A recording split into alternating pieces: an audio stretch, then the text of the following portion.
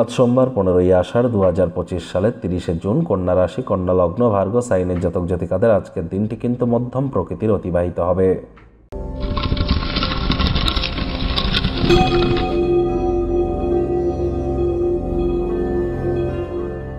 ভিডিওটির শুরুতেই আপনাদের সকলকে রাজযোগ চ্যানেলের তরফ থেকে হুল দিবসের হার্দিক শুভেচ্ছা অভিনন্দন রইল।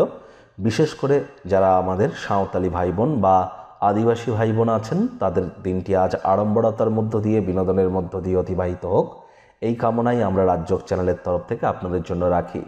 আজ যেহেতু সোমবার, আর কয়েকদিন পরেই শুরু হতে চলেছে শ্রাবণ মাস। দেবাদিদেব মহাদেবের রুদ্র গায়ত্রী মন্ত্র ওম তৎপুরুষায় বিদ্মহে মহাদেবায় ধীমহি তন্ন রুদ্র প্রচোদয়াৎ, এটি আপনারা আজ অবশ্যই সকাল, দুপুর, সন্ধ্যা 3 বেলায় পারলে 108 বার জপ করুন।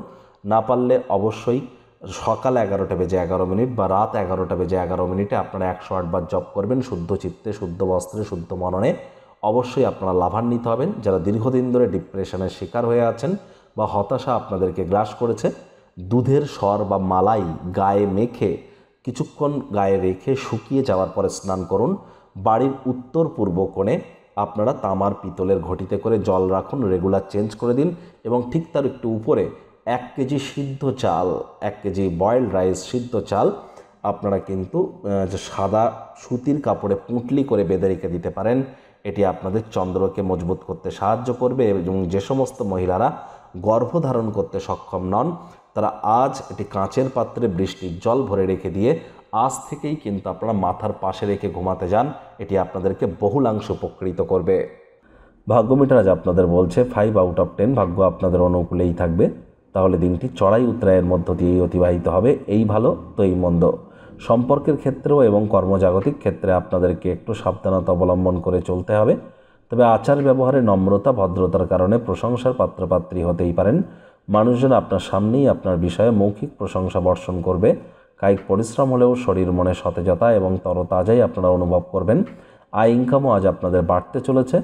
অর্থ সংক্রান্ত বিষয়ে কোনো মামলা যদি কোর্টে কেস আকারে পেন্ডিং থেকে থাকে, আর যদি ভার্ডিক্টের ডেট থেকে থাকে, কোর্ট বা আদালত আপনাদের পক্ষেই সিদ্ধান্ত বা রায় দিতে পারে, যা আপনাদের ক্ষেত্রে আর্থিক উপকারে আসবে। আজ কোনো প্রকার অংশীদারের বা পার্টনারশিপ ক্রিয়াকলাপে দায়বদ্ধ হওয়ার আগে অন্তরের অনুভূতিগুলিকে শুনবার চেষ্টা করুন।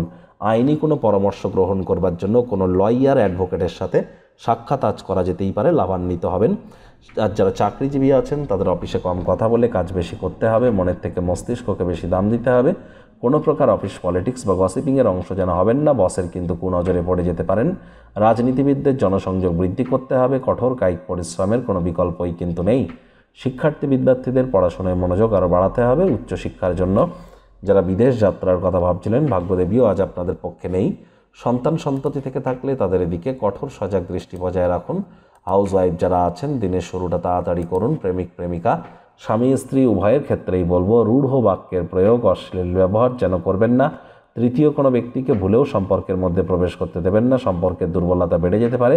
পরিবারের সদস্যরা সহায়ক হলেও দাবিদার হবে। শত্রুপক্ষ, বিরোধী পক্ষ খুব একটি শক্তিশালী থাকছে না।